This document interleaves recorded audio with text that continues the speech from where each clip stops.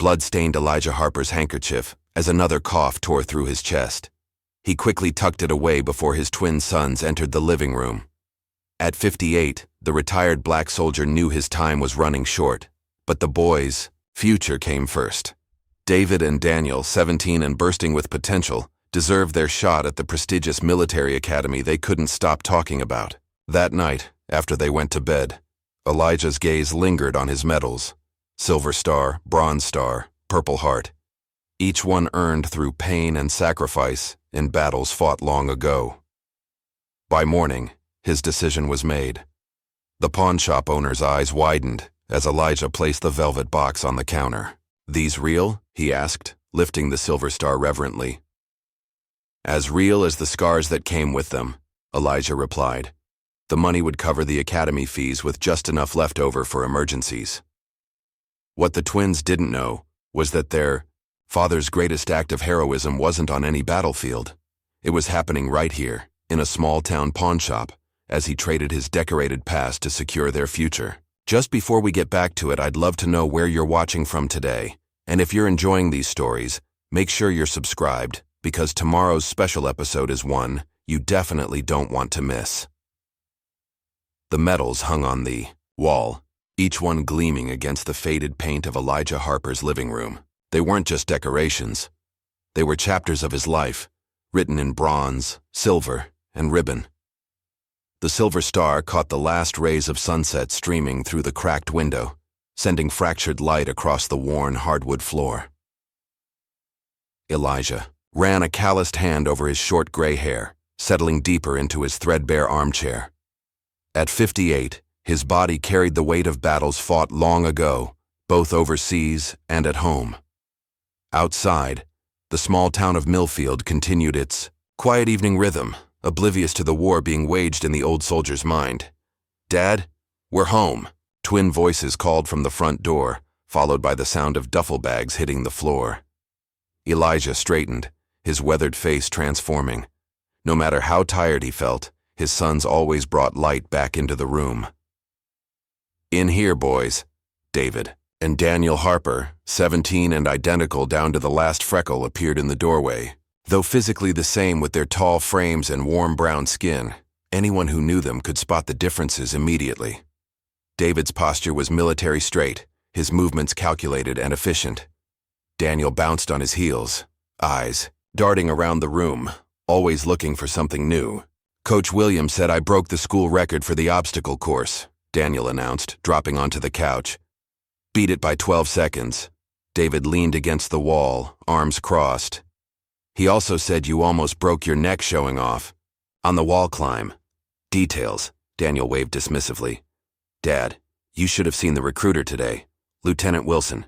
Man had so many medals he looked like a Christmas tree." Elijah chuckled. "That right? He talked about the Anderson Military Academy," David added, his voice measured but unable to hide his excitement. "Said we both have what it takes." Elijah's smile remained fixed, but something tightened in his chest. Anderson was prestigious and expensive. "That's the one up in Virginia?" "Yeah," the twins answered simultaneously. "They've got the best officer training program in the country," David continued. "And if we graduate top of class, we're practically guaranteed spots at West Point." Daniel jumped in. "And Lieutenant Wilson said there's this prep program this summer that would give us an edge for admission. Only thing is," he exchanged glances with his brother. "The application fee and the summer program," David finished. It's pretty steep." Elijah nodded slowly, already doing mental calculations. His VA benefits barely covered the bills and groceries. The roof needed fixing before next winter. His truck was running on prayers and duct tape. "We'll figure it out," he said finally. "Your futures come first." Later that night, after the boys had gone to bed, Elijah pulled an old VHS tape from the back of his closet. He slid it into the ancient player, watching as grainy footage flickered to life on the small TV. Younger men in desert camo laughed and joked, unaware of what awaited them. A younger Elijah appeared on screen, arm around another soldier. "Here's Harper, our resident hero," a voice narrated from behind the camera. "Just saved Peterson's ass and won't shut up about it. The younger Elijah grinned and gave the camera the finger. Someone's got to keep you ladies alive out here. Current Elijah watched silently, his fingers unconsciously tracing the outline of the silver star on the wall. That mission had cost them, Peterson anyway, along with 3 others. The medal came later, along with the nightmares. A coughing fit seized him suddenly, doubling him over. When he pulled his hand away from his mouth, spots of blood stained his palm. He wiped it quickly on his pants, a familiar ritual. The VA clinic doctor had been clear last month. The untreated bronchitis was getting worse, possibly developing into something more serious. Tests were needed. Elijah had nodded, taken the referral paper, and promptly stuffed it into his glove compartment. The boys came first. Always had. Mr. Harper, I'm sorry, but with your current income and credit history. The bank employee, a young woman with sympathetic eyes, slid the loan application back across the desk. Her gaze flickered to the folder where his military discharge papers were visible. Thank you for your service, sir, but this is business. Elijah nodded stiffly, gathering his papers. He'd expected this. 3 banks in 2 days had given him the same answer. Outside, he sat in his truck, staring at the application forms for Anderson Military Academy. The summer prep program was $4,500 per student. The application and testing fees another $500 each. Then there would be uniforms, travel expenses, books. His eyes drifted to the glove compartment, where the VA clinic referral lay ignored. Another cough rattled through him, leaving a metallic taste in his mouth. That evening, he watched his sons at the dinner table, heads bent over brochures from the academy. They were good boys, strong, smart, and more importantly, they had each other. Whatever they faced in life, they wouldn't face it alone. Dad, you okay? David asked, his observant eyes catching something in Elijah's expression. Just proud, Elijah answered, forcing a smile. You boys are going places I never could. The next morning, after the twins left for school, Elijah carefully removed each medal from the wall. The Silver Star, the Bronze Star, the Purple Heart, the Army Commendation medals, each one placed gently in a velvet-lined box. His fingers lingered over the Silver Star. The citation came back to him. For gallantry in action against an opposing armed force. They didn't mention in the citation how scared he'd been, how his hands had shaken as he dragged Peterson to cover, bullets kicking up dirt around them, how Peterson had died anyway, whispering his wife's name. Elijah closed the box with a decisive click. Johnson's pawnshop was quiet that Thursday morning. Old man Johnson himself was behind the counter, eyebrows rising as Elijah placed the box before him. These real? Johnson asked, lifting the Silver Star with unexpected reverence. As real as the scars that came with them, Elijah replied. Johnson's eyes met his. Military man myself, Navy. Never got anything like these, though. He examined each medal carefully. You sure about this, Harper? Elijah's jaw tightened. How much? Johnson named a figure that was fair, more than fair, but still less than what Elijah needed for both boys. After some negotiation and the addition of his grandfather's watch, they settled on a number that would cover the academy costs with a small margin for emergencies. I'll keep them safe, Johnson promised as Elijah turned to leave. If you ever want to buy them back. Elijah nodded without turning around. They both knew he wouldn't be back. That night, he told the twins a carefully constructed story about a military foundation that supported veterans' children. Their faces lit up with excitement and relief. See? I told you it would work out, Daniel exclaimed, punching his brother's arm. When can we apply for the prep program? David asked, always focused on the next steps. Already sent the checks, Elijah answered. You boys just focus on being ready. The next few weeks passed in a blur of preparations and excitement. Elijah helped them study for the entrance exams, staying up late despite the increasing frequency of his coughing fits. He drove them to physical training sessions, beaming with pride as they outperformed recruits years older. On the morning of their departure, the bus station was crowded with other families saying goodbye to young men and women in crisp uniforms. The prep program would last 8 weeks, followed immediately by the academic year if they were accepted. "You've got everything?" Elijah asked for the third time, straightening David's collar. "Yes, sir," David answered, standing at attention, though his voice wavered slightly. Daniel, less composed, wrapped his arms around Elijah in a tight hug. "We're gonna make you proud, Dad." "You already have," Elijah said, his voice rough. "Now listen, you two stick together but don't hold each other back. David, stop overthinking everything. Daniel, start thinking before you act. And both of you, remember, being a soldier isn't about the medals, it's about the people standing next to you." "Yes, sir," they answered in unison, shoulders squared. As the bus pulled away, Elijah stood at attention and raised his hand in a perfect salute. He held it until the bus disappeared around the corner, carrying his heart with it. The house was eerily quiet that night. Elijah sat in his armchair, staring at the empty spaces on the wall where his medals had hung. The outline of each was still visible on the faded paint, ghosts of honor traded for something more valuable. "Fly higher than I ever could," he whispered to the empty room, before another coughing fit bent him double, this one worse than before.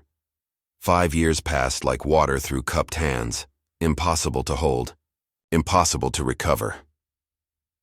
Captain David Harper stood at attention in the sweltering Afghan heat, his face an impassive mask, as the colonel pinned another commendation to his chest.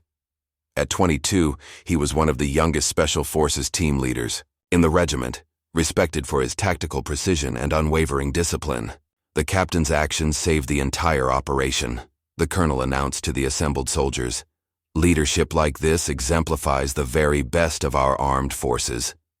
David's eyes remained fixed forward, but his thoughts drifted to the last time he'd spoken to his twin. 6 months of silence now, the longest they'd ever gone. 4,000 miles away, Lieutenant Daniel Harper sat in a dimly lit intelligence center, eyes scanning multiple screens of satellite imagery and intercepted communications. His fingers flew across the keyboard, isolating patterns that others missed. Army intelligence had recruited him directly after his exceptional performance at Anderson and accelerated training. "Harper," his commanding officer called. "Briefing in 10. We've got movement in Sector 7. Daniel nodded, but his attention had caught on something else, a file reference that matched a pattern he'd been tracking. Something about a contractor, named Armitage Solutions, and a village that shouldn't exist according to official records. The twins had taken different paths after the academy. David embraced the chain of command, finding security in its structure. Daniel questioned everything, his analytical mind constantly probing for inconsistencies, for truths behind the official narrative. Their division had been growing for years, but the breaking point came during a rare joint mission 8 months ago. "Hold your position, Lieutenant." David's voice crackled through the radio, tight with controlled tension. Daniel, crouched behind a crumbling wall, watched as civilians scattered from the targeted building. Women, children. "Negative, Captain. We've got non-combatants in them. Kill zone! That's not our call to make. Command has confirmed hostiles only." Daniel's grip tightened on his rifle. Through his scope, he could clearly see a young girl, no more than 7, frozen in terror as her mother pulled her toward shelter. "Command is wrong," he replied flatly, and switched off his radio. What followed was a direct violation of orders. Daniel broke cover, moved into the exposed area, and helped evacuate the civilians, just moments before the airstrike hit. When the dust settled, they found evidence that the intelligence had indeed been flawed. The building had contained families, not fighters. Daniel escaped a dishonorable discharge by the narrowest margin, his actions ultimately saving lives, but the official report called it a dangerous breach of protocol that endangered the mission. David, who had maintained his position as ordered, hadn't spoken in his brother's defense at the inquiry. "You abandoned your post," David had said afterward, fury and disappointment warring in his eyes. "You abandoned the mission. You abandoned me." Daniel's response had been equally cutting. "I saved innocent lives while you hid behind orders. Dad would have done the same thing." The mention of their father had driven the final wedge between them.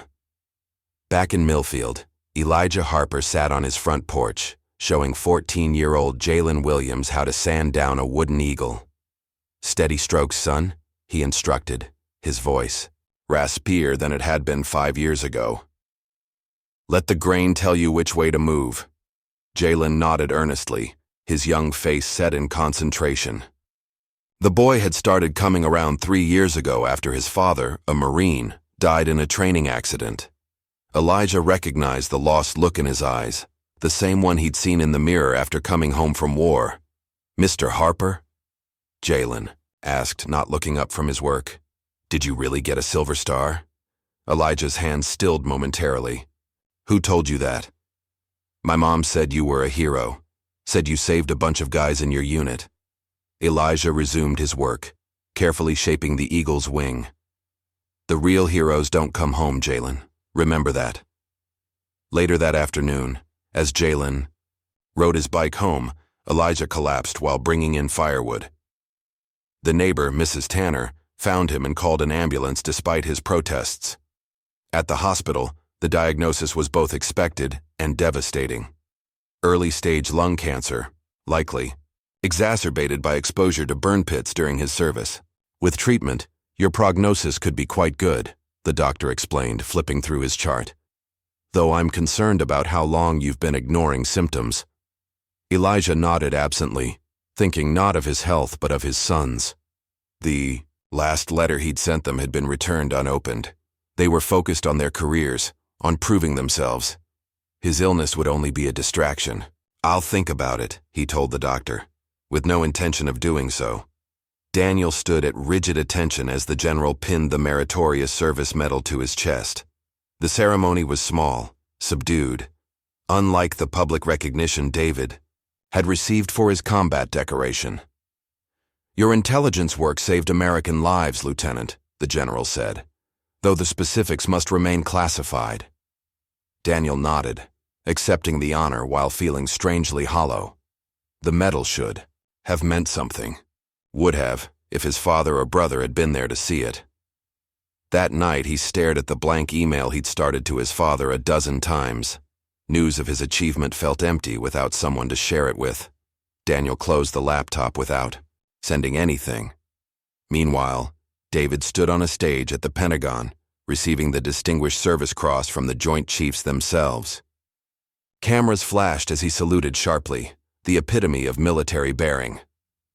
Captain Harper represents the future of our armed forces, the general announced. His leadership under fire exemplifies the warrior ethos. As the ceremony concluded, David found himself searching the crowd, half expecting to see his father's proud face or his brother's familiar smile. The absence left an unexpected ache.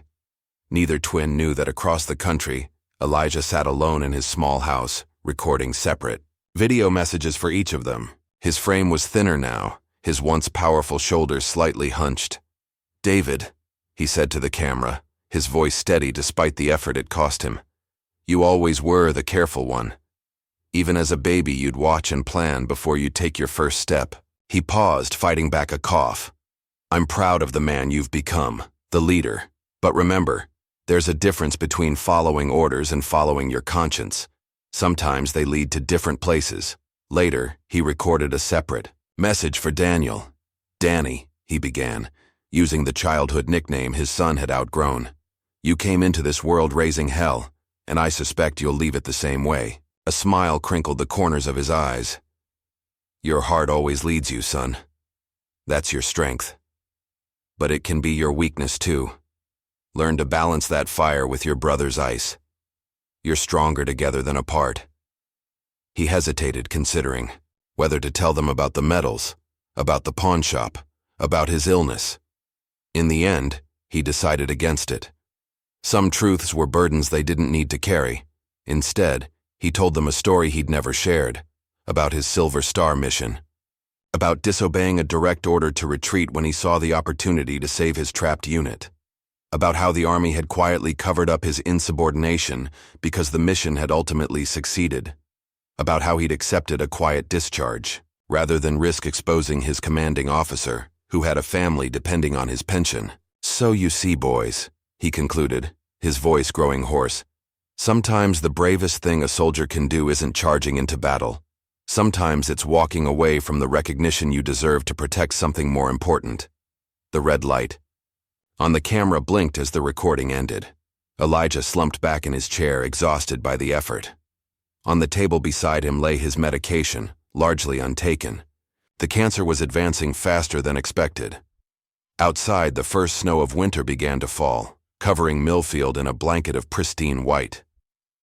Elijah watched through the window, remembering how the twins used to build elaborate snow forts, working in perfect tandem without needing to speak. David designing the structure, Daniel bringing it to life with creative flourishes. "You boys were always stronger together," he whispered to the empty room. In their separate corners of the world, David and Daniel Harper both stood at attention, wearing identical medals on different uniforms, neither aware that the greatest honor their father had earned now sat in a pawnshop drawer, sacrificed for their future. The government-issued laptop hummed softly in Daniel's apartment. 3 in the morning, and sleep was nowhere in sight. Daniel rubbed his eyes, the blue light from the screen the only illumination in the room. What had started as routine intelligence analysis had led him down a rabbit hole he couldn't ignore. "Project Ember," he whispered to himself, staring at the encrypted file that had taken him weeks to access. The name had appeared repeatedly in connection with Armitage Solutions, a defense contractor with ties to several classified operations. Daniel's fingers hovered over the keyboard. Digging deeper could end his career, or worse. But something about the operation's timeline nagged at him. The dates aligned with his father's final deployment, the one he never talked about.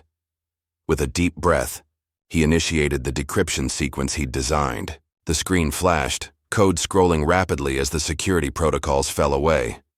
Finally, a folder appeared, containing dozens of files with heavily redacted mission reports. "Holy shit," Daniel breathed as he scanned the first document.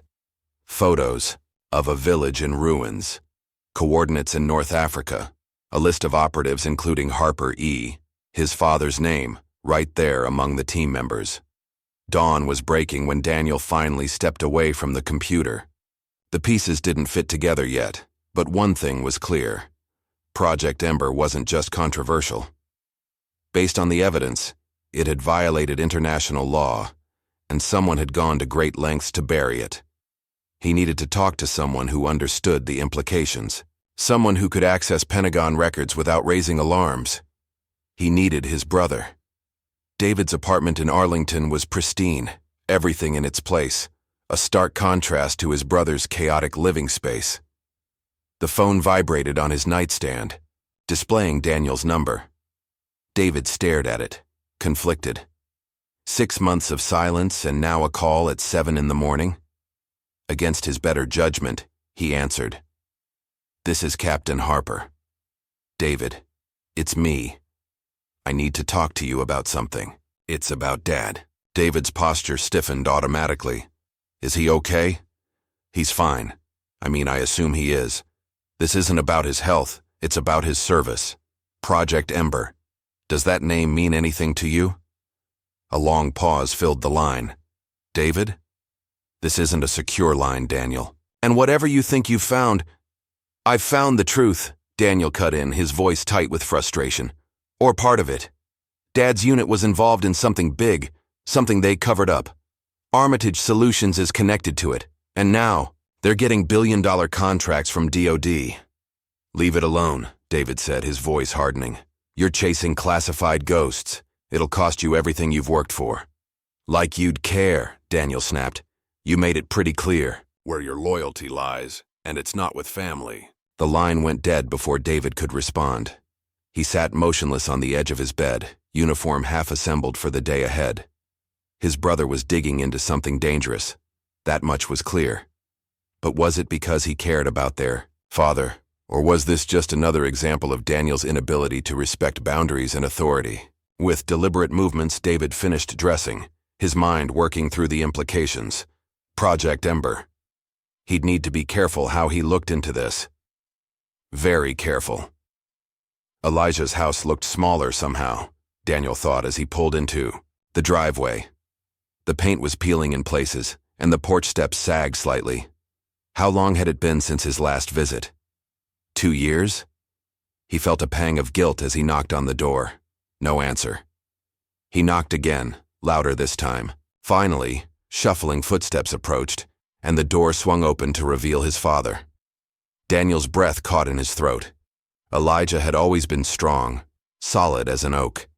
The man before him now was thinner, his shoulders slightly stooped, his breathing labored. Daniel. Surprise and joy bloomed across Elijah's weathered face. My God, son, this is unexpected. They embraced awkwardly, both men suddenly unsure how to bridge the distance that had grown between them. Come in, Elijah gestured, leading him into the familiar living room. What brings you home? You on leave? Something like that, Daniel replied, his eyes drawn to the empty spots on the wall where his father's medals had once hung. Dad, where are your medals? A shadow passed over Elijah's face. Had them cleaned. They're put away for safekeeping. The lie came easily. Practiced. You want some coffee? Just made a fresh pot. Daniel accepted the steaming mug, using the moment to study his father more carefully. The slight wheeze in his breathing, the way he favored his left side, the pill bottles visible on the kitchen counter. You're sick, Daniel stated flatly. Elijah waved dismissively. Just getting old, son. Nothing to worry about. Dad, I said it's nothing. Elijah cut him off, his tone making it clear the subject was closed. Now what's really bringing you home after all this time? Must be important. Daniel hesitated, then pulled out a folder containing printouts from the files he'd discovered. Project Ember. You were there, weren't you? In North Africa. Elijah's cup froze halfway to his lips. His eyes, suddenly sharp and alert, locked onto Daniel's. Where did you get this? It doesn't matter. What matters is what happened there. The reports are heavily redacted, but I can read between the lines. Something went wrong, didn't it? Something bad enough that they're still covering it up 30 years later. Elijah carefully set down his cup and leaned forward, his voice dropping. Some truths protect lives, Daniel. Some stones are better left unturned. That's not good enough, Daniel pressed. I'm connected to this through you. I need to know what happened. No, you don't, Elijah said firmly. What you need to do is drop this, now. A coughing fit seized him, and he struggled to catch his breath. Daniel moved to help him, but Elijah waved him away, pulling a handkerchief from his pocket. When he finally caught his breath, his voice was ragged. Promise me you'll let this go. Looking into his father's eyes, Daniel found he couldn't make that promise. Instead, he changed the subject, turning the conversation to lighter memories. Fishing, trips and school games from years past. But his mind remained fixed on the mystery, now deepened by his father's reaction. As Daniel drove away that evening, he didn't notice the 14-year-old boy watching from the neighbor's yard, or the way the boy slipped into Elijah's house. After his departure, Mr. Harper? Jalen called, closing the door behind him. It's me. He found Elijah in the kitchen, staring out the window, lost in thought. Jalen, he acknowledged with a tired smile. You just missed my son Daniel. I saw him, Jalen confirmed, setting his backpack on the counter. He looks like you. In the photo, I mean. Elijah raised an eyebrow. What photo? Jalen hesitated, then unzipped his backpack and carefully removed a small frame. Inside was a newspaper clipping showing a younger Elijah in uniform receiving his silver star. Where did you get that? Elijah asked softly. Library archives, Jalen said proudly. Did a school project on local veterans. He paused. Also, I found something else. His hand disappeared into the backpack again and emerged holding a medal, the bronze star that Elijah had pawned years earlier. Elijah stared at it, momentarily speechless. Saw it at Johnson's pawnshop when I was looking for a birthday gift for my mom, Jalen explained. Mr. Johnson said it belonged to you. I saved up my allowance. He shrugged, suddenly shy. Thought you should have it back. Elijah took the medal with trembling fingers, emotion threatening to overwhelm him. Jalen, I can't accept this. You earned it, the boy said simply. Elijah looked from the medal to the earnest young face before him, wondering what he'd done to deserve such loyalty. Thank you, he said, his voice rough. This means more than you know. After Jalen left, Elijah sat alone in his living room, turning the bronze star over in his hands. One medal returned from 5. A small redemption, but meaningful nonetheless. His thoughts turned to Daniel's visit, to the questions about Project Ember. Dangerous questions. With a heavy sigh, Elijah retrieved a dusty box from the top shelf of his closet. Inside were letters, photos, and a small notebook, his private record of what had really happened in North Africa. Things he'd never told anyone, not even his sons. Especially not his sons. If Daniel kept digging, he'd be in danger. Real danger. Elijah needed to decide whether to finally reveal the truth or take it to his grave as he'd planned. In Washington, David stood in his dress uniform before the President of the United States, rigid with pride as a medal was pinned to his chest, coincidentally the same honor his father had once received. The Oval Office was filled with brass and politicians, all there to witness the ceremony honoring his leadership during a classified operation. Captain Harper represents the finest traditions of service and sacrifice, the President declared, hands clasped over David's shoulders for the cameras.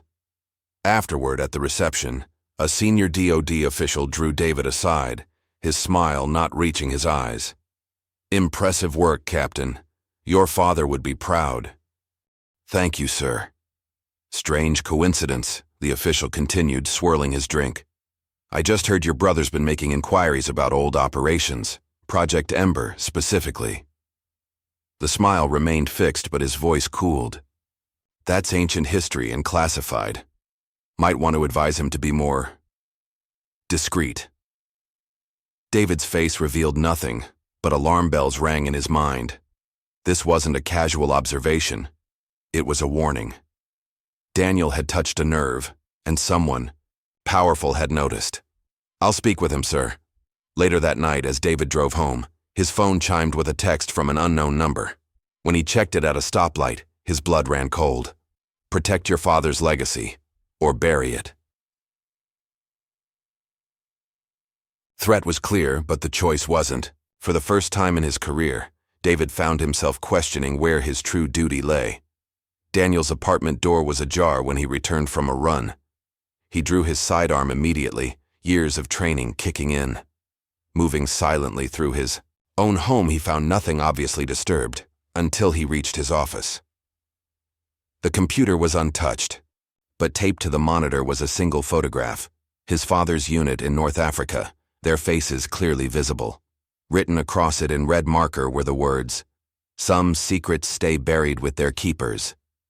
Daniel's hands shook slightly as he removed the photo. Someone had been in his home. Someone knew what he was investigating, and they had access to classified photos he hadn't even seen yet. His phone rang, startling him. The caller ID showed a name he didn't recognize. Ava Carter. "Lieutenant Harper," a woman's voice said when he answered. "We need to talk about Elijah. Harper and Project Ember, not on the phone. Tomorrow, National Mall, Lincoln Memorial, 1400 hours, come alone."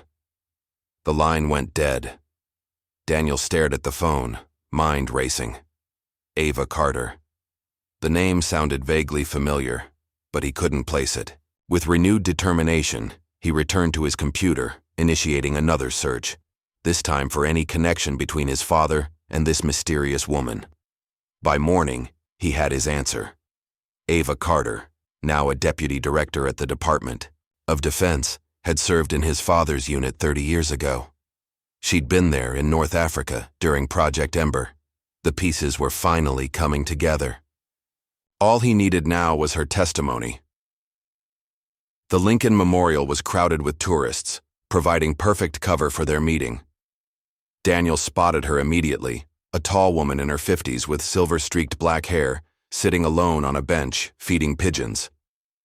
"Deputy Director Carter," he said, sitting beside her without making eye contact. "Lieutenant," she acknowledged, continuing to toss breadcrumbs. "I wasn't sure you'd come. You called me about my father, about Project Ember. Why?" Ava sighed, her eyes scanning the crowd. "Because you're asking questions, and that's making powerful people nervous. People who can make problems disappear, including people." Daniel tensed. "Are you threatening me?" Warning you, she corrected. Elijah was my friend, my mentor. He saved my life in more ways than one. She paused, seeming to weigh her words carefully. What do you know about Project Ember? Not enough, Daniel admitted. I know it was a Black Ops mission in North Africa. I know Armitage Solutions was involved. I know my father was there, and something went wrong. Something they've been covering, up for 3 decades. Ava nodded slowly. Project Ember was supposed to be a simple extraction, a scientist working on biological weapons wanting to defect. Instead, we found a village of test subjects, civilians being used as guinea pigs. Orders came down to eliminate all evidence, including witnesses. Daniel's breath caught. You mean, they ordered us to kill everyone? Women, children. Leave, no trace. Her voice hardened. Your father refused. He organized an evacuation instead. Got those people out against direct orders. And the army covered it up? Armitage did, she corrected. They had too much to lose if the truth came out. So they buried it, made it look like the mission was a success, that the village had been empty. Your father. She hesitated. Elijah took the fall for a mistake I made, a tactical error that cost lives. He accepted a quiet discharge to protect me, to protect all of us who followed his lead instead of our orders. Daniel absorbed this, pieces falling into place. And now Armitage is one of the largest defense contractors in the world. With government connections at the highest levels, Ava confirmed, including senators who were officers back then. People who don't want their past decisions examined. I need proof, Daniel said. Documents, testimony, anything concrete. Ava smiled sadly. I've been gathering evidence for years, waiting for the right moment. She passed him a small flash drive. This contains everything I have, use it wisely. As they parted ways, neither noticed the man watching them through a telephoto lens from across the reflecting pool. 3 days later, Daniel turned on the news to see Ava Carter's face on the screen. The headline froze his blood. Doda official, missing, car found abandoned. He tried calling her secure line, then her personal number. Nothing. The flash drive she'd given him contained encrypted files he was still working to access. Without her to explain the contents, he was flying blind. His phone rang, David's number. Despite everything, relief flooded through him. Daniel, where are you? David's voice was tense, urgent. My apartment. Why? Stay there. Don't leave. I'm coming to you. The line went dead. An hour later, David arrived in civilian clothes, his face grim. Without a word, he swept Daniel's apartment for surveillance devices, checking places only someone with specialized training would know to look. What the hell is going on? Daniel demanded once David had finished. You've stepped into something. Bigger than you realize, David said, keeping his voice low. I've been using my Pentagon access to trace internal memos about Project Ember. It goes all the way to the top, Daniel. Cabinet level. Ava Carter is missing, Daniel said. She gave me information about Dad, about what really happened. David's expression tightened. What did she tell you? Daniel hesitated, still uncertain how much to trust his brother. Dad disobeyed orders to save civilians. He took the fall for someone else's mistake, Ava's. The whole mission was covered up. David nodded, unsurprised. I found evidence of falsified reports, doctored satellite imagery. They built an entire fictional version of events. He ran a hand through his short hair, a rare gesture of agitation. I've been approached, Daniel, warned. They're watching you, us. Who's they? Black Ops, contractors. I don't know exactly, but they have reach inside the military. They gave me a choice, stop you or be discharged.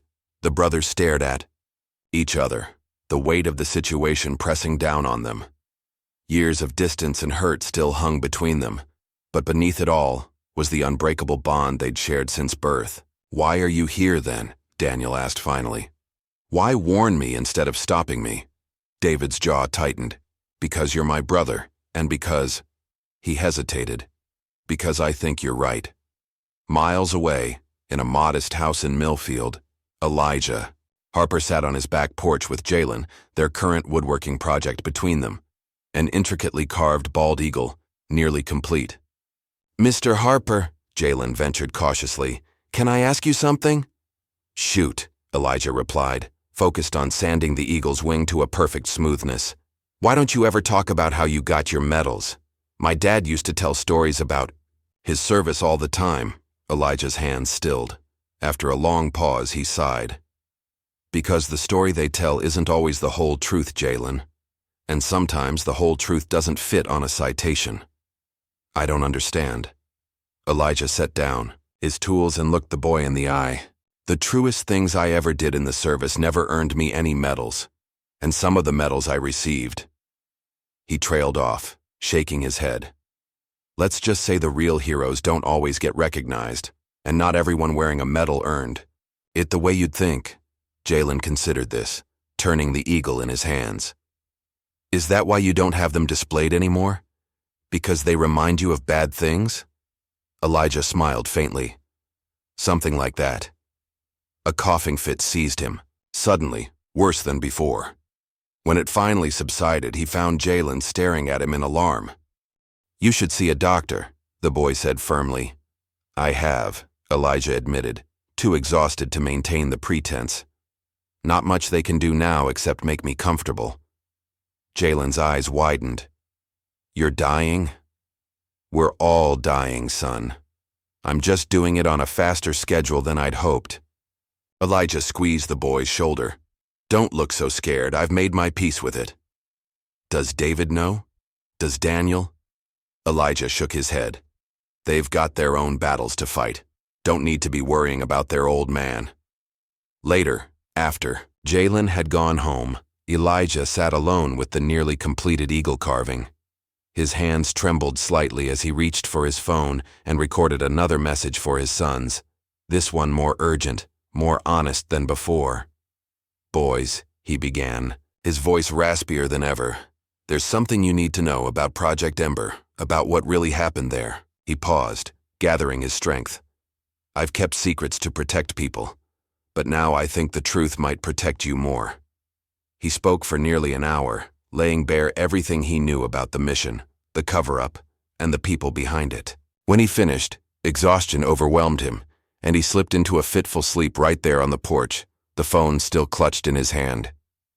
Jalen, who had forgotten his backpack and returned to retrieve it, found him there. Carefully, he took the phone and placed it on the table, then covered Elijah with a blanket from the living room. Before leaving, he noticed the video recording app still open on the phone. Hesitating only briefly, he pressed play and listened to Elijah's confession. By the time the recording ended, Jalen's face was set with determination. He knew what he had to do. In Daniel's apartment, the brothers had reached an uneasy alliance. "I need access to the secured government database," Daniel explained, showing David the encrypted files from Ava. "Without the decryption keys, this is useless." David paced the small living room. "That's impossible. Those systems are air-gapped, protected by biometric security. Even with my clearance, I can get in," Daniel interrupted. "I've been developing a backdoor for months, but I need physical access and a distraction." David stared at his brother. "That's treason, Daniel." "Is it? Or is covering up war crimes the real treason?" Daniel challenged. "These files could prove what happened, vindicate Dad, expose Armitage, maybe even help us find Ava before something worse happens to her." A tense silence fell between them. "If we do this," David said finally, "we do it my way. Controlled, precise. No room for your usual improvisation." Daniel suppressed a smile. "Yes, sir, Captain." The next 48 hours were a blur of preparation. Using David's security clearance and Daniel's hacking expertise, they formulated a plan to access the classified databases where the full Project Ember files were stored. The morning they were set to execute their plan, David received a text from an unknown number. "Back down now or join your brother in disgrace. Final warning." He deleted it without showing Daniel. Some burdens didn't need to be shared. The hack itself was anticlimactic. David's credentials got them into the facility, and Daniel's software did the rest. piercing through layers of security to extract the complete Project Ember files. They were out in 20 minutes, leaving no trace of their intrusion. Back in the safety of Daniel's apartment, they pored over the documents. The truth was worse than they'd imagined. The village had been deliberately exposed to experimental biological agents. When the test went wrong, Armitage had ordered the elimination of all evidence, including the villagers.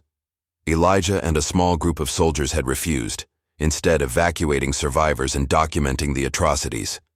"He saved those people," David whispered, staring at a photograph of his father helping children onto a transport helicopter. "He defied direct orders to do the right thing. And they punished him for it," Daniel added. "Forced him into silence with threats against his career, his benefits. Against us," David realized suddenly. "Look at this memo. They threatened to deny his son's applications to any service academy if he spoke out." The brothers sat in stunned silence, absorbing the magnitude of their father's sacrifice. Not just his career, but his legacy, his reputation, all to protect them and the truth. Their contemplation was interrupted by Daniel's phone. The caller ID read, "Millfield General Hospital." "This is Daniel Harper," he answered, a knot forming in his stomach. "Mr. Harper, this is Nurse Winters from Millfield General. I'm calling about your father, Elijah Harper. He's been admitted in critical condition. The doctors are asking for family to come as soon as possible." Daniel's face drained of color as he relayed the message to David. Their father was dying, and they were hundreds of miles away with evidence that could either vindicate him or put them all in danger. "We need to go to him," David said immediately. "Everything else can wait." "What about the files? What about exposing the truth?" Daniel protested. "This might be our only chance." David gripped his brother's shoulder. "Dad earned his medals by following orders," he said quietly. "Then he earned his true honor by breaking one. For the right reason. What do you think he'd want us to do right now?" Daniel nodded slowly, understanding. They would go to their father. But first, he made one quick call, to a military journalist he'd known from his intelligence days, someone he trusted implicitly. "I have a story you need to hear," he said, "and evidence to back it up, but I need to see my father first." As they gathered their things to leave, both brothers were unaware that in a small town hours away, a 14-year-old boy was already setting events in motion that would change everything. Uploading Elijah's confession to a private server and sending the access link to every media outlet in the country. The storm was about to break, with their father at its center. The antiseptic smell of the hospital hit David and Daniel as they rushed through the sliding doors of Millfield General. The fluorescent lights cast harsh shadows across their faces as they approached the information desk. "We're here for Elijah Harper," David said, his military bearing evident even in civilian clothes. "We're his sons." The nurse looked up, recognition flickering in her eyes. "Third floor ICU, room 307. They found Dr. Reynolds outside their father's room, reviewing charts. He was a tall man with kind eyes that had seen too much suffering. "Harper family?" he asked, extending his hand. "I'm Dr. Reynolds. I've been treating your father for the past several months." "Months?" Daniel echoed, exchanging a look with David. "How long has he been sick?" Dr. Reynolds hesitated. "Your father was diagnosed with stage 3 lung cancer. Approximately 8 months ago. He initially responded well to treatment but recently stopped coming in for his appointments." He sighed. "The cancer has progressed to stage 4. It's metastasized to his liver and bones." David's face remained impassive, but his hands clenched at his sides. "What's his prognosis?" "Days, maybe weeks," Dr. Reynolds said gently. "I'm sorry." The twins stood in silence, absorbing the news. Their father had been dying for months, and they hadn't known, hadn't been there. "Can we see him?" Daniel asked, his voice rough. Dr. Reynolds nodded. "He's been drifting in and out of consciousness. Don't expect too much." Elijah looked small in the hospital bed, surrounded by machines that beeped and hummed. His once powerful frame had withered, his dark skin ashen. An oxygen mask covered most of his face, but his eyes were open, staring at the ceiling. "Dad," David said softly, approaching the bed with Daniel close behind. Elijah's eyes shifted toward them, widening slightly in recognition. With visible effort, he lifted a trembling hand to remove the oxygen mask. "My boys," he whispered, his voice barely audible. "You came." Daniel took his father's hand, shocked by how light it felt, how fragile the bones seemed beneath the skin. "Why didn't you tell us you were sick?" A ghost of a smile crossed Elijah's lips. "You had your own battles." David moved to the other side of the bed, struggling to maintain his composure. "We know about Project Ember, Dad.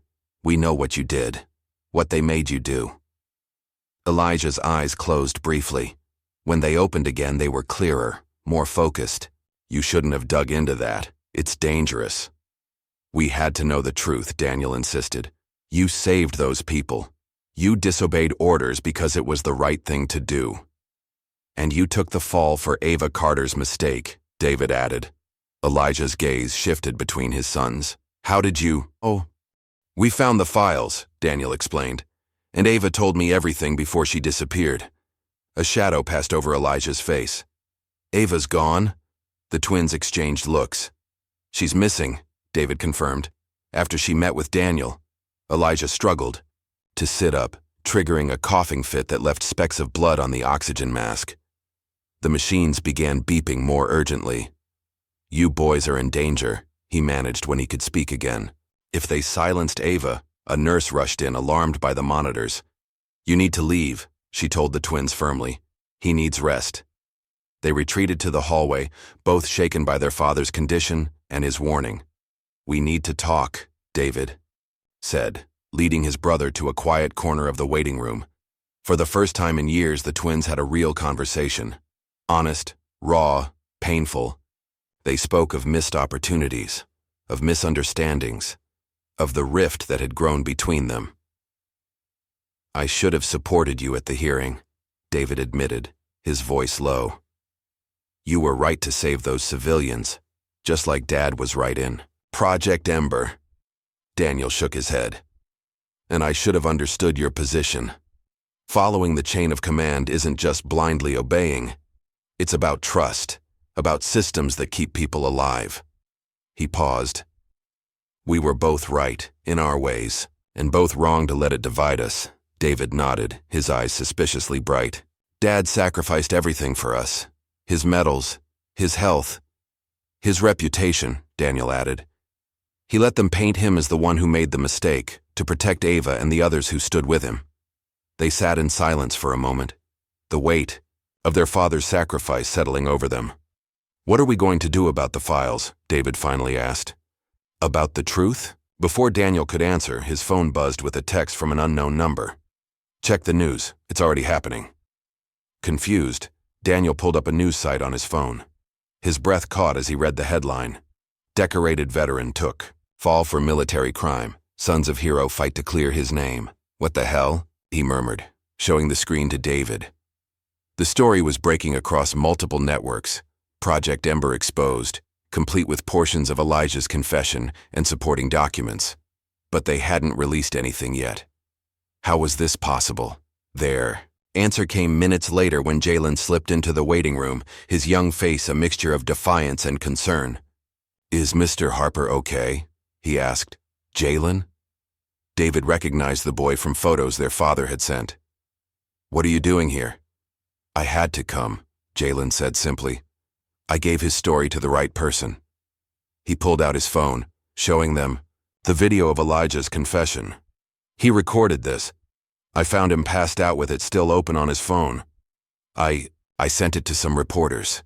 The twins stared at the boy in shock. "You leaked this?" Daniel asked, gesturing to the news on his phone. Jalen straightened his shoulders. "Mr. Harper deserves the truth to be told. He's a hero." Before either brother could respond, a nurse appeared in the doorway. "He's asking for you," she said. "All of you." They returned to find Elijah awake and more alert, having been stabilized. His eyes found Jalen immediately. "You shouldn't be here, son," he said weakly. "School night." Jalen approached the bed hesitantly. "I had to make sure you were okay, Mr. Harper." A ghost of a smile touched Elijah's lips. Stubborn, like my boys. His gaze shifted to his sons. The story's out, isn't it? I can see it in your faces. David nodded. Breaking across all networks. Jalen sent your confession to the press.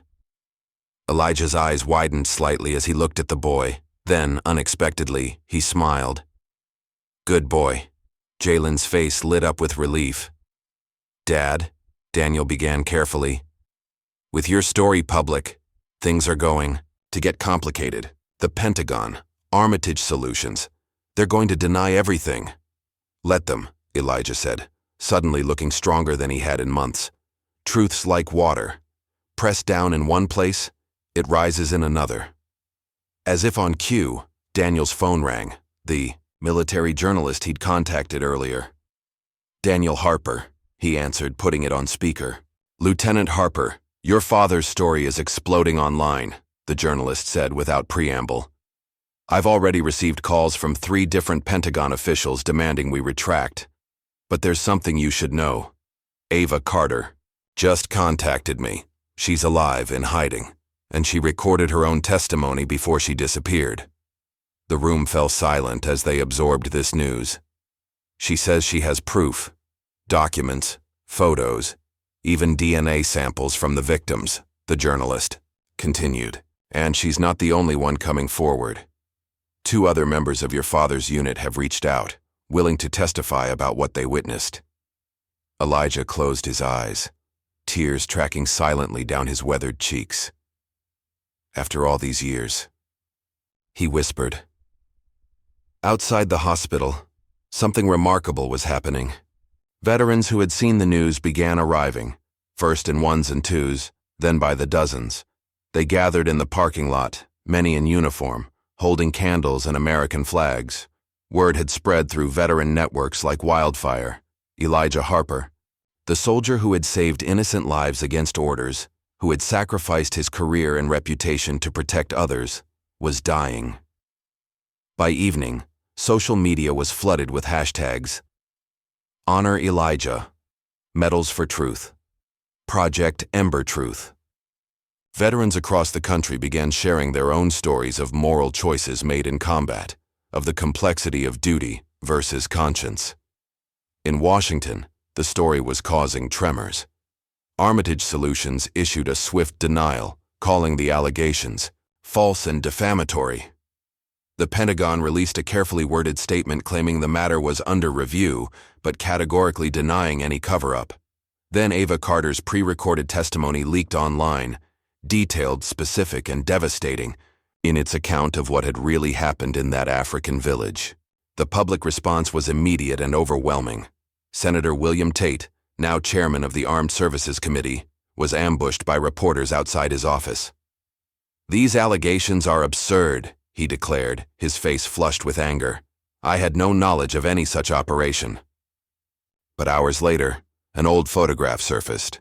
A young Lieutenant Colonel Tate standing with Elijah and other members of the unit, just days before the Project Ember mission.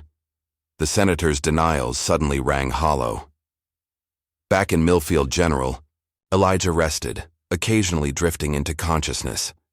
During one such moment, he found both his sons sitting by his bed in their full dress uniforms.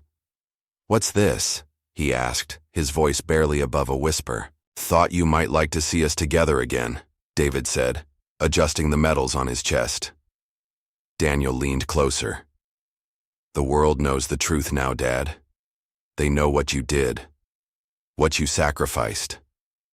A weak smile crossed Elijah's face. "Worth it for you boys." His breathing became more labored, his eyes struggling to stay open. "Always worth it." The monitors began beeping erratically. Elijah's body tensed, then went limp as his eyes rolled back. Medical staff rushed in, pushing the brothers aside as they worked frantically to stabilize him. In the hallway, David paced, while Daniel leaned against the wall, head in his hands. Jalen sat silently nearby, his young face pale with worry. "He can't die now," Daniel said, his voice breaking. "Not when we're so close to clearing his name." David stopped pacing, placing a hand on his brother's shoulder. "We're not done, Pop," he whispered, as if Elijah could hear him through the walls. "We're not done." The crowd outside Millfield General had grown from dozens to hundreds overnight. Veterans from as far away as California had made the journey, standing shoulder to shoulder with local residents and active-duty military who had taken emergency leave. Signs and banners filled the parking lot. Justice for Elijah Harper. Honor. Before orders. Return his medals. News vans lined the street, reporters doing live updates with the growing crowd as their backdrop. Inside, Elijah had been stabilized but remained unconscious, his condition listed as critical. David and Daniel took turns sitting with him, neither willing to leave the hospital while their father fought for his life. On the third morning, as Daniel dozed in the uncomfortable chair by his father's bed, his phone rang with a number he didn't recognize. "Daniel Harper," he answered quietly, stepping into the hallway. "Lieutenant Harper, this is Margaret Winters, Department of Justice." The woman's voice was crisp, professional. "I'm calling to inform you that you've been summoned to appear before a federal grand jury regarding the unauthorized release of classified information pertaining to Operation Ember." Daniel's grip tightened on the phone. "You're charging me? For exposing war crimes?" "The hearing is scheduled for next Monday at 9 a.m. Your presence is required by law." She paused. "I should also inform you that the FBI has secured a warrant to search your residence and electronic devices." After she hung up, Daniel stood frozen in the hallway. He'd expected backlash, but not this fast, not this official. They were trying to make an example of him. When he told David, his brother's face darkened. "They're desperate," he said. "This is a warning shot, trying to silence anyone else who might come forward." "I need a lawyer," Daniel replied grimly. As if fate had been listening, a young woman approached them later that day in the hospital cafeteria. She was in her early 30s, with fierce eyes and a determined set to her jaw. "Lieutenant Harper? Captain Harper? I'm Sarah Nichols." She handed them each a business card. "I'm an attorney with the Military Justice Advocacy Project." Daniel glanced at her card. "How did you find us?" "My father served under Elijah Harper," she said simply. "Master Sergeant James Nichols. He died in that mission, the one your father tried to save people from." Her voice remained steady, but her eyes flashed. "I've been waiting years for this story to break. I want to represent you, Lieutenant Harper, in the federal case they're building." The brothers exchanged looks. "I don't have money for a high-profile defense," Daniel admitted. Sarah shook her head. "Pro bono. This case isn't just about you or your father anymore. It's about every soldier who's ever had to choose between orders and conscience." Outside the hospital, the movement continued to grow. Jalen, too young to fully understand the legal implications but old enough to recognize injustice, had become something of a spokesperson for the younger generation. A video of him speaking passionately outside the courthouse went viral overnight. "If Elijah Harper was a criminal," the 14-year-old declared, his voice cracking with emotion, "I don't want to be a good citizen. I want to be whatever he is, a person who does what's right no matter what it costs him." The video was shared millions of times, picked up by national news, turned into memes and rallying cries. Overnight, a teenager from a small town became the face of a movement demanding accountability and honesty from military leadership. Meanwhile, David faced his own crucible. Summoned to the Pentagon, he found himself in a conference room with 3 generals and the Secretary of Defense himself. "Captain Harper," the secretary began without preamble, "you've served with distinction. Your record is impeccable, which is why this situation is particularly disappointing." David stood at attention, saying nothing. "We're prepared to overlook your involvement in this misunderstanding," the secretary continued. "In fact, there's a promotion to major being processed for you right now. All we ask is that you distance yourself publicly from your brother's actions and allegations." The implication was clear. Betray Daniel or face the consequences. David took a deep breath. "With all due respect, Mr. Secretary, my father taught Me that rank means nothing without honor. He removed his captain's bars and placed them on the table. If supporting my brother in the truth cost me my career, it's a price I'm willing to pay. The room fell silent. Then the oldest general, a man with silver hair and eyes that had seen too many wars, spoke quietly. You sound just like Elijah. David was escorted from the building, his security clearance revoked. But as he walked down the Pentagon steps, for the first time in years, he felt truly free. Back in Millfield, an unexpected ally emerged. Retired General Michael Lawrence arrived at the hospital unannounced, asking to see Elijah. The nurses, now fiercely protective of their patient, nearly turned him away until Daniel recognized the name. General Lawrence, you served with my father? Matui. Old soldier nodded, his bearing still military straight despite his 70 years. I was his commanding officer before Project Ember. May I see him? They allowed the general into Elijah's room. Lawrence stood at the foot of the bed looking at the unconscious man with undisguised emotion. I knew the truth, he admitted to the twins afterward. I've known for decades. I was transferred just before that mission, but I heard whispers. When Elijah was discharged, I suspected what had happened. He pulled a small leather journal from his jacket. I kept records, names, dates, conversations. I thought someday the truth would matter. Daniel took the journal with reverent hands. Why didn't you come forward before? The general's face showed his age suddenly. Fear, cowardice. Call it what you will. I had a family, a pension, a reputation. He straightened his shoulders. But I can't stay silent anymore. Not after seeing what your father has endured. What you boys are enduring now.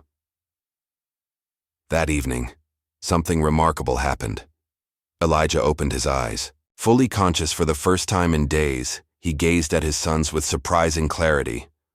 My boys, he whispered, his voice weak but steady. Together again. They moved to his bedside immediately, David adjusting the oxygen mask that had slipped from his father's face. Save your strength, Dad, Daniel urged, but Elijah shook his head slightly. Need to say this. You two, together. That's what matters. Not medals.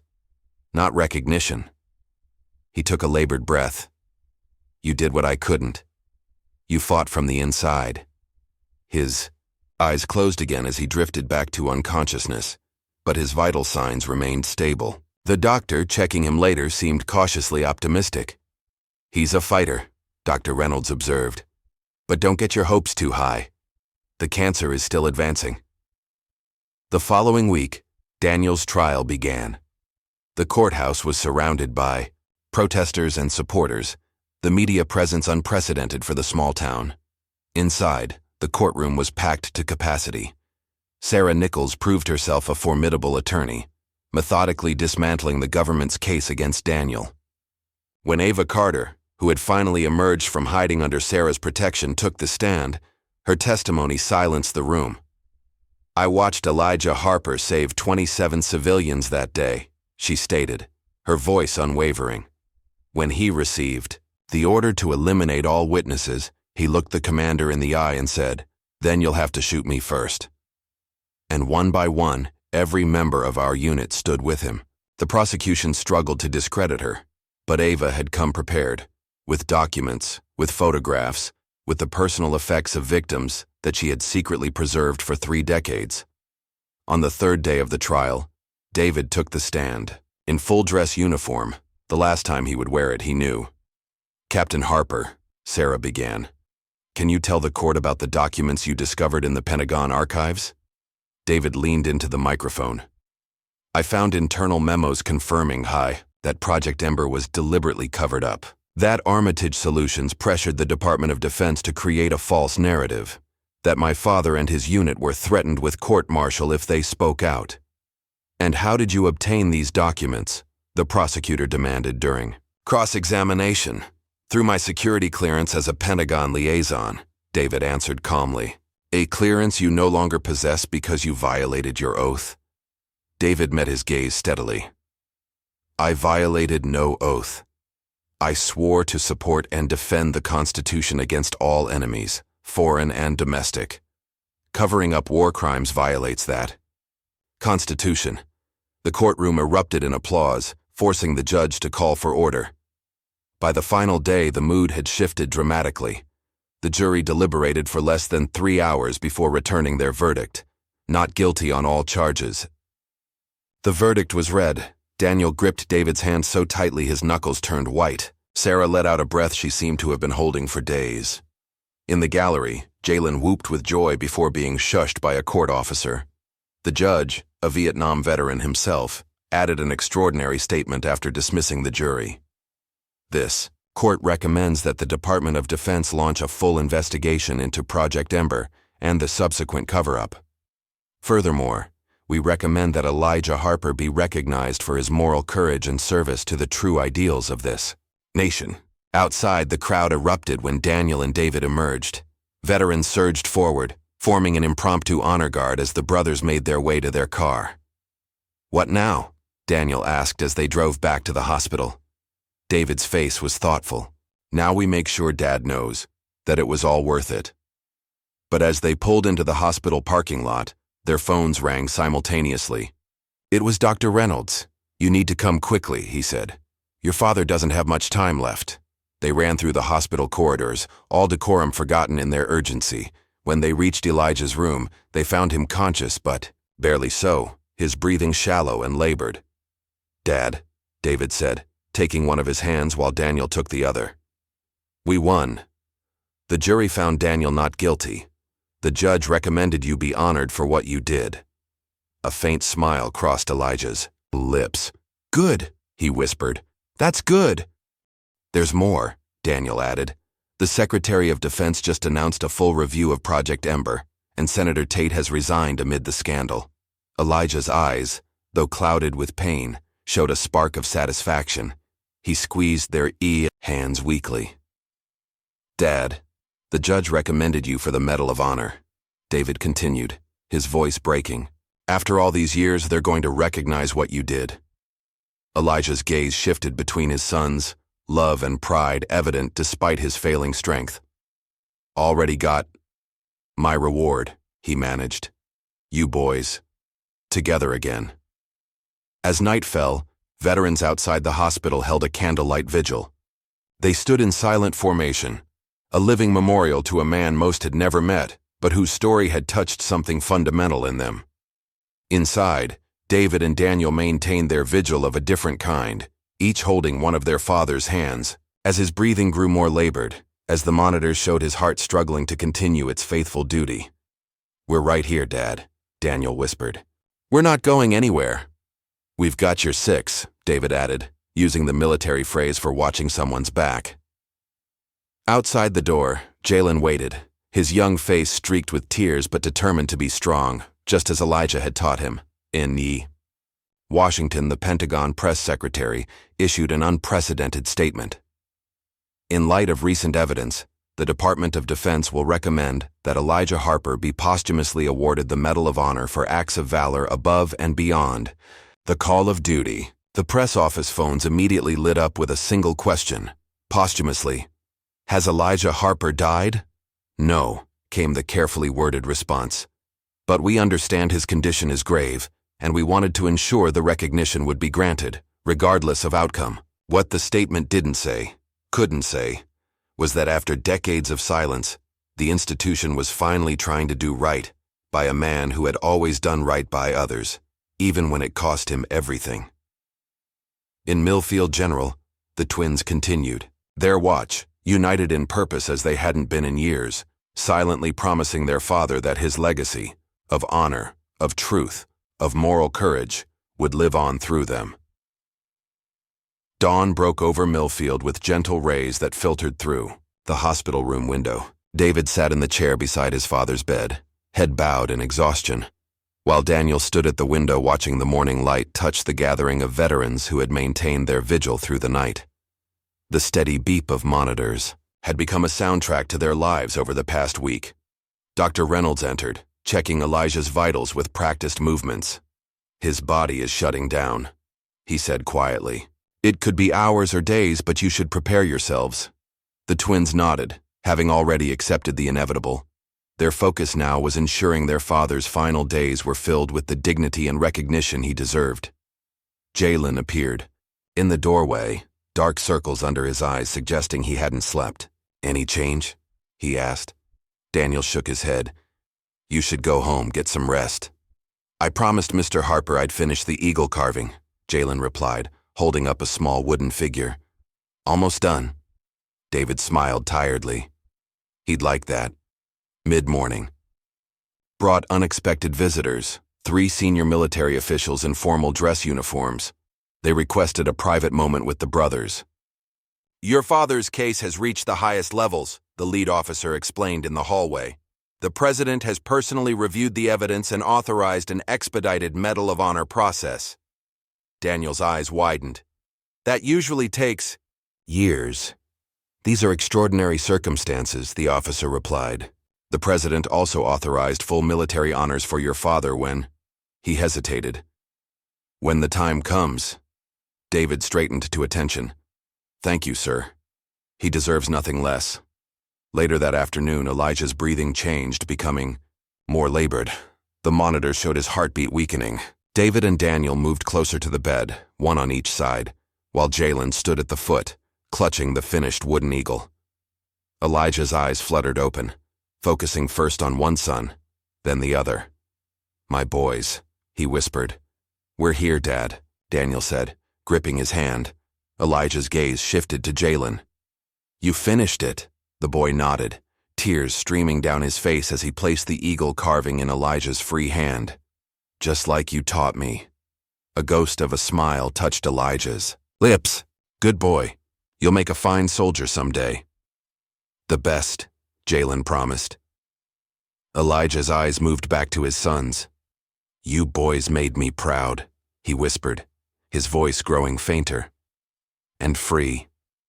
His eyes closed, his breathing slowed, and with one final gentle exhale, Elijah Harper left the battle he'd fought for so long. The monitors flatlined, their alarm a muted backdrop to the profound silence that filled the room. David reached across the bed to grasp Daniel's arm. The twins connected in their grief as they had once been connected in everything. Jalen sobbed, quietly, his young shoulders shaking. Outside, as if sensing the moment, the veterans stood and raised their hands in silent salute. The arrangements for Elijah's funeral moved with unprecedented speed. The White House had issued directives that cut through the usual red tape, ensuring that the ceremony would reflect the honor being bestowed. "They're afraid of the optics," Daniel observed cynically as they met with the funeral director. "Better to embrace the story than fight it." "Does it matter why?" David asked. "Dad's getting the recognition he deserves." 3 days after Elijah's passing, Jalen approached the brothers with a request. "I'd like to speak at the funeral," he said, his young face serious. "I wrote something." The twins exchanged glances, then David nodded. "He'd like that. You were important to him." Meanwhile, the story of Elijah Harper had spread far beyond Millfield. News outlets covered every development, from the legal vindication to the president's intervention. Veterans organizations across the country held memorial services, and military academies incorporated the case into their ethics curriculum overnight. The morning before the funeral, David and Daniel made a final stop at Johnson's pawnshop. The old shopkeeper recognized them. "Immediately. Been expecting you boys," he said, reaching beneath the counter. "Kept this one back when some folks started coming in asking about your dad's medals." He placed a small box on the counter. "The silver star. Seemed right that you should have." Daniel opened the box with reverent hands, staring at the medal that had been the highest recognition of their father's valor. Until now. "How much?" David asked. Johnson shook his head. "No charge. Your dad was a good man. Used to stop by sometimes just to check on his medals. Said he was saving up to buy them back someday." The revelation hit the brothers hard. Even in his final years, their father had hoped to reclaim the symbols of his service, not for vanity, but perhaps to someday tell them the truth. "Thank you," Daniel said, his voice rough with emotion. That afternoon, Millfield transformed as the funeral procession prepared to move through town. American flags lined the streets. People stood shoulder to shoulder on the sidewalks, many holding handmade signs honoring Elijah. The high school band assembled, ready to play as the casket passed. At the funeral home, David and Daniel stood in their dress uniforms, greeting the seemingly endless line of mourners. Military personnel from every branch attended, including generals and admirals who had never met Elijah but understood the significance of his story. He would have hated all this attention, Daniel murmured to his brother. David smiled faintly. Absolutely. But he deserves every bit of it. The procession to the cemetery was led by a military honor guard, followed by the flag-draped casket on a horse-drawn caisson. Behind walked David and Daniel, then Jalen, and finally hundreds of veterans, active duty personnel and civilians. The cemetery itself was filled beyond capacity. A special platform had been erected for the ceremony, with the Medal of Honor, displayed prominently beside a portrait of a young Elijah in uniform. The chaplain spoke first, followed by a general who had reviewed the Project Ember files and spoken forcefully in favor of clearing Elijah's name. Then Jalen approached the microphone, a piece of paper trembling in his hands. "Mr. Harper didn't just teach me how to carve wood," he began, his young voice carrying across the hushed crowd. "He carved out truth from lies. He shaped honor from obligation. He showed me that doing the right thing isn't about following orders. It's about following your conscience even when it costs you everything." His simple words, delivered with the unvarnished emotion of youth, moved the crowd visibly. Many veterans wept openly. "He told me once that real heroes don't come home," Jalen continued. "But he was wrong. Some heroes come home and keep fighting battles we can't see. Mr. Harper fought cancer. He fought poverty. He fought the memory of what he'd been forced to do and what he'd chosen not to do. And through it all, he taught me, a kid with no dad of my own, how to be a man of principle." As Jalen finished, Daniel squeezed his shoulder in silent gratitude. The formal military ceremony proceeded with precision, the rifle salute cracking through the air, the mournful notes of taps echoing across the cemetery, the meticulous folding of the flag that had draped Elijah's casket. A high-ranking officer presented the folded flag to David, who accepted it with a crisp salute. Then came the moment they had been waiting for. The Secretary of the Army approached the microphone. "Today we posthumously award the Medal of Honor to Master Sergeant Elijah Harper for conspicuous gallantry and intrepidity at the risk of his life above and beyond the call of duty." He read the citation, which detailed not only Elijah's actions during Project Ember, but his moral courage in facing the consequences of his choice to save innocent lives. David and Daniel stood at attention as the medal was presented, placed in David's hands with solemn ceremony. What happened next wasn't in the program. David stepped forward, removed his own Distinguished Service Cross, and placed it on his father's casket. Daniel followed, adding his Meritorious Service Medal beside his brother's. "These were earned because of what you taught us," David said, quietly. "They belong with you." The gesture, unplanned but deeply meaningful, rippled through the crowd. One by one, veterans approached, placing their own medals and ribbons on or near the casket, spontaneous offerings to a man who had sacrificed his honors for something greater. After the ceremony, as the crowd dispersed, the brothers stood alone at the gravesite. The casket was adorned with dozens of medals now, gleaming in the late afternoon sun. "What do we do with them all?" Daniel wondered. "I have an idea," David replied. 1 week later, a small bronze bust of Elijah Harper was unveiled at the Pentagon, placed in a corridor where military personnel passed daily. On the plaque beneath it were the words, "Truth above all." But the most powerful tribute came from the twins themselves. They established the Elijah Harper Honor Grant, a full scholarship to West Point for students who demonstrated exceptional moral character alongside academic and physical abilities. The first recipient was announced shortly thereafter.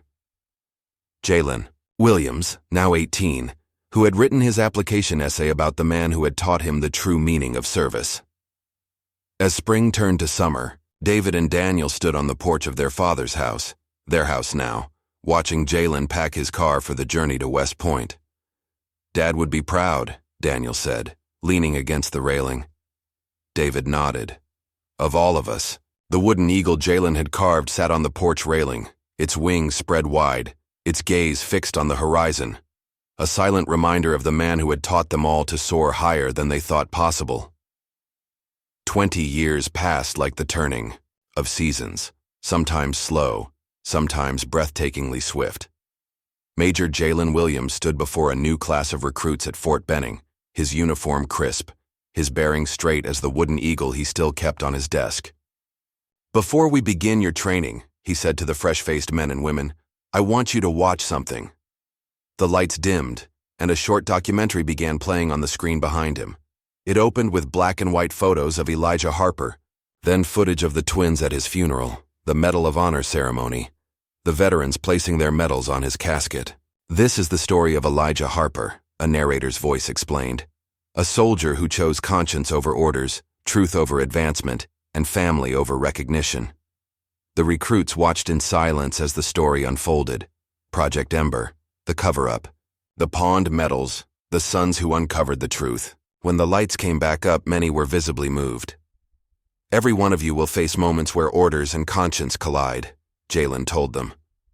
"I can't tell you what to choose, but I can tell you that your choices will echo through generations, just as Elijah Harper's did." Across the country, in a sunlit office at the Harper Military Ethics Institute, David Harper looked up from his papers as his brother entered without knocking, still his habit after all these years. "You're going to be late for your own lecture," Daniel admonished, leaning against the doorframe. At 57, David's hair had silvered at the temples, giving him the distinguished look of a seasoned academic. After leaving the military, he had found his calling teaching ethics at service academies, eventually founding the institute that bore their family name. "Just finishing my notes," David replied, gathering his materials. "How's the foundation?" Daniel, who ran the Harper Whistleblower Defense Foundation, shrugged. "Busy. 3 new cases this month alone." The years had etched lines around his eyes, but he still moved with the energy that had characterized him since youth. Together, they walked across the campus where cadets saluted them respectfully, not just for their positions, but for the story everyone knew. "Have you seen this?" Daniel handed his brother a newspaper. The headline read, "Congress declares National Elijah Harper Day of Remembrance." David skimmed the article. "Dad would have hated this." "Completely," Daniel agreed with a grin, "which is exactly why it's perfect." Their shared laughter echoed across the quad, 2 men who had found their way back to each other through loss and truth. That evening, they gathered with family and friends for their annual barbecue. It had started small, just the 2 of them remembering their father over beers on his birthday. Over the years, it had grown to include Jalen and his family, colleagues and fellow veterans who had been touched by Elijah's story. Jalen's children played in the yard of what had once been Elijah's modest home.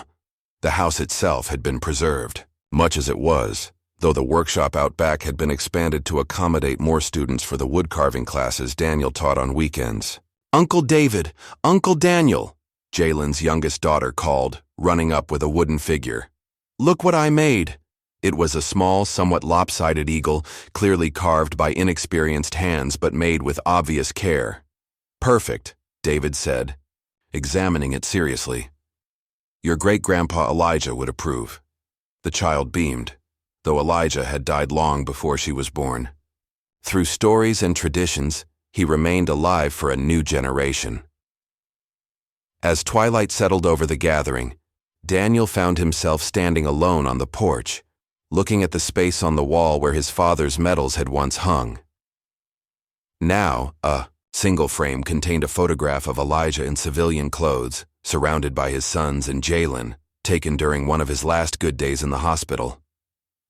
The actual medals, both Elijah's originals and the Medal of Honor, were displayed at the Elijah Harper House of Honor, the modest museum and veterans center that now operated in what had once been a rundown house on Oak Street. "Still miss him?" David asked, joining his brother on the porch. "Every day," Daniel admitted. "But I see him everywhere. In Jalen's kids, in the recruits who visit the museum, in the way you teach your students. They stood in comfortable silence, shoulder to shoulder as they had been in their youth. "Remember when we found that letter?" David asked suddenly. "The one in Dad's toolbox." Daniel nodded. Years after Elijah's death, they had discovered a hidden compartment in his old woodworking toolbox. Inside was a letter addressed to both of them, with the inscription, "For when you understand why I gave up everything." The letter itself had been simple, just a few lines in Elijah's steady hand. "My boys, if you're reading this, you've discovered the truth. Not just about Project Ember, but about the medals. I want you to know I never regretted it. Not for a single day. Some men are remembered for what they win. I hope to be remembered for what I gave away. The medals bought your future. You've repaid that debt 1,000 times by becoming the men you are. All my love, Dad." "We should add that letter to the exhibit at the museum," Daniel suggested. "People should know." David nodded. "I'll bring it tomorrow." Inside, Jalen called everyone to gather around the table laden with food. His wife, Sarah, the same Sarah Nichols who had defended Daniel at his trial, was directing their children to help serve. As they joined the others, conversation flowed easily between generations. Stories of Elijah were shared, many the youngsters had heard before but still clamored for. The legend had grown over the decades, but the core truth remained. One man's sacrifice had echoed through generations. Later, as the party wound down, David found himself alone with Jalen's oldest son, now a freshman at West Point. "Sir," the young man began hesitantly, "I've been thinking about specializing in military intelligence, like you and Uncle Daniel did." David studied the earnest, young face, so like Jalen's had been, and in some ways so like his and Daniel's at that age. "The most important intelligence isn't about the enemy," David told him. "It's about yourself, knowing what you stand for, what lines you won't cross. That's what your grandfather Elijah understood." "He wasn't my real grandfather," the young man pointed out. "Family isn't always blood," David replied. "Sometimes it's the people who teach you how to carve your own path." The following morning, David and Daniel met with the director of the Elijah Harper House of Honor to discuss a new exhibit. The small museum had become an unexpected tourist attraction for Millfield, drawing visitors from across the country who wanted to learn about the soldier who had chosen conscience over career. "We've had requests to loan some of the artifacts to the Smithsonian," the director informed them. "They're doing an exhibit on moral courage in military history. Elijah would be featured prominently," the brothers agreed readily. Their father's story deserved the widest audience possible, not for his sake, but for those who might face similar choices. As they walked through the museum, they paused before the central display. In a specially designed case sat Elijah's original medals recovered from various sources over the years, arranged in a triangle with the Medal of Honor at the apex. Beside them were the medals his sons had placed on his casket, and photos of the spontaneous tribute that had followed. 20 years, Daniel murmured. "Sometimes it feels like yesterday. Sometimes it feels like a story that happened to someone else," David replied. "Until I see these." He gestured to a faded photograph showing Elijah with his twin sons as teenagers, his strong hands on their shoulders, his face alight with pride. On their way out, they passed a group of schoolchildren, being led through the exhibits. The tour guide, a local veteran, was explaining Project Ember in terms the children could understand. Elijah Harper had to choose between following orders and saving innocent people, the guide was saying. He knew he might lose everything, but he chose to do what was right anyway. A small girl raised her hand. Was he scared? The guide smiled. I think he probably was. Brave people still feel fear. They just don't let it stop them.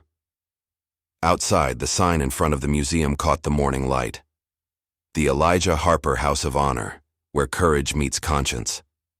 David and Daniel stood for a moment, looking back at what had once been just another small-town storefront. Dad used to say medals mean something only if they're earned, Daniel recalled. And legacies mean something only if they're lived, David finished. As if, on cue, Jalen pulled up in his car waving to them. They had a meeting at the foundation, then lectures to give, causes to champion, wrongs to right, the work of living their father's legacy. In the distance, the town of Millfield went about its day, forever changed by the quiet sacrifices of a man who had pawned his metals to give his sons a future, never imagining that one day those sons would return the honor 100-fold. "Ready?" Jalen called. The twins nodded and stepped forward together, as they had been taught to do all those years ago by a father who understood that the truest valor isn't what you claim, but what you give away. What price would you pay for those you love, and would they ever know the true depth of your sacrifice?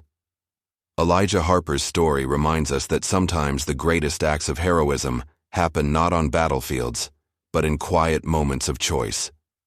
If this story touched your heart, please like, subscribe, and share to hear more tales of courage that change lives forever.